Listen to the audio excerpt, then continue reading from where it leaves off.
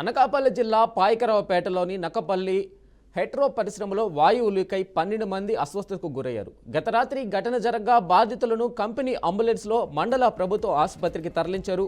మండలంలోని రాజయ్యపేట వద్ద హెట్రో పరిశ్రమలో గతంలో రియాక్టర్ పేలి అగ్ని ప్రమాదం చోటు చేసుకుంది. ఈ ప్రమాదానికి కంపెనీ యాజమాన్యం నిర్లక్ష్యమే కారణమంటూ బాధితుల బంధువులు కన్నీరు మున్నీరుగా విలపిస్తున్నారు.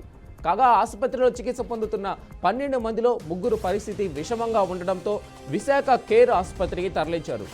ఘటనపై కేసు నమోదు చేసుకున్న నక్కపల్లి పోలీసులు దర్యాప్తు చేపట్టారు.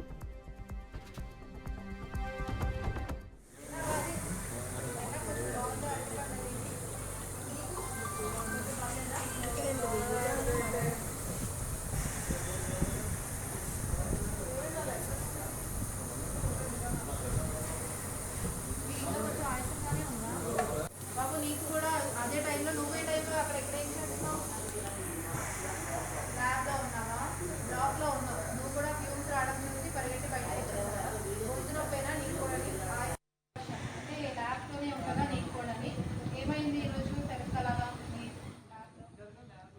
అనకాపల్లి జిల్లా పాయకరావుపేటలోని నక్కపల్లి హెట్రో పరిశ్రమలో వాయువు లీకై 12 మంది అస్వస్థతకు గురయ్యారు. గత రాత్రి ఘటన జరగగా బాధితులను కంపెనీ అంబులెన్స్లో మండల ప్రభుత్వ ఆసుపత్రికి తరలించారు.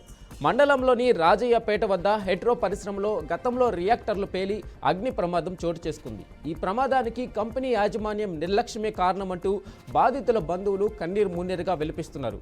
కాగా ఆసుపత్రిలో చికిత్స పొందుతున్న 12 మందిలో 3 పరిస్థితి విషమంగా ఉండడంతో విశాఖ కేర్ ఆసుపత్రికి తరలించారు. ఘటనపై కేసు నమోదు చేసుకున్న నక్కపల్లి పోలీసులు దర్యాప్తు చేపట్టారు. ఇక ఇదే విషయంపై మరింత అప్డేట్స్ మా ప్రతినిధి శ్రీనివాస్ అందిస్తారు. శ్రీనివాస్. వెంకటేష్, ఏదైతే నక్కపల్లి హెట్రో డ్రగ్స్ లో జరిగిన విష వాయువుల ప్రమాదం ఏదైతే ఉందో దానిలో 12 మంది అయితే కూడా పూర్తిగా తీవ్ర క్షతగాత్రులు ఏదైతే అయ్యారు. వాళ్ళని 9 మందిని అయితే నక్కపల్లి ఏరియా ఆసుపత్రికి తరలించారు. అందులో 3 మాత్రం ముందు తుని ఆసుపత్రికి తరలించగా అక్కడ పరిస్థితి విషమంగా ఉండడంతో విశాఖపట్నం కేర్ ఆసుపత్రికి అయితే తరలించిన పరిస్థితి అయితే ఉంది. అయితే ఈ నక్కపల్లిలో ఉన్న 9 మందిలో ప్రస్తుతం 5 అయితే డిశ్చార్జ్ అయినట్టు కూడా తెలియవస్తా ఉంది. 4 పరిస్థితి అయితే కొంచెం విషమంగానే ఉంది. వాళ్ళని మాత్రం అక్కడ ఏరియా ఆసుపత్రిలో చికిత్స అందిస్తా ఉన్నారు. దీని మీద ఇంకా అధికారులు కానీ లేదంటే యాజమాన్యం కానీ ఎవరు కూడా స్పందించిన పరిస్థితులు అయితే లేవు. స్థానికంగా ఉండే వాళ్ళంతా కూడా హుటాహుటిన స్థలాన్ని నుంచి పూర్తిగా హాస్పిటల్కి చేర్పించి తగిన వైద్యం అయితే అందిస్తా ఉన్న పరిస్థితి అయితే ఉంది. అలాగే నక్కపల్లి పోలీసులు అయితే కూడా కేసు నమోదు చేసి దర్యాప్తు చేస్తా ఉన్నారు.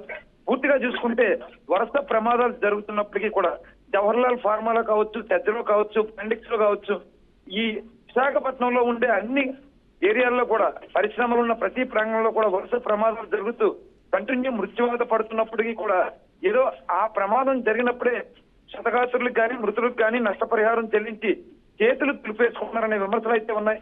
అంటే సమస్య జరగకుండా దానికంటే ముందు చర్యలు తీసుకుంటే బాగుండేది, వ్యక్తి మీద పాటిస్తే బాగుండేది, ఆడిట్ చేస్తే బాగుండేది అని కూడా స్థానికుల నుంచి కూడా డిమాండ్లు వినిపిస్తున్న పరిస్థితి ఉంది.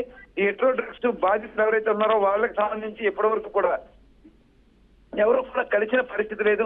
అది నిజంగా చూసుకుంటే పాయకరావుపేట నియోజకవర్గం హోమ్ మినిస్టర్ అనిత పరిధిలోకి అయితే వస్తుంది. ఇప్పటి వరకు అనిత కూడా వెళ్ళి పరామర్శించిన పరిస్థితి అయితే లేదని మనకున్న సమాచారం.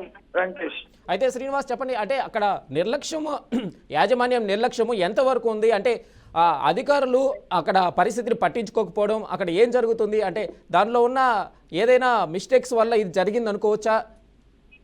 యాక్సిడెంట్ గా జరిగింది అనుకోవచ్చా? ఖచ్చితంగా యాజమాన్య వైఫల్యం వల్లే ఈ ప్రమాదం జరిగిందని మనం భావించవచ్చు.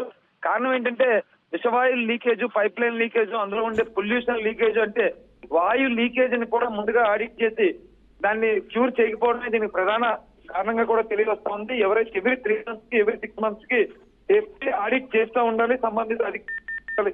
కానీ అలాంటివి చేయకుండా కేవలం ఫార్మాలిటీస్ తీసుకొని మాత్రంగా సరిపెట్టడంతోనే ఇలా జరుగుతుంది, మనుషుల ప్రాణాల మీదకి వస్తుందని కూడా విమర్శలు అయితే వ్యక్తమవుతా ఉన్నాయి.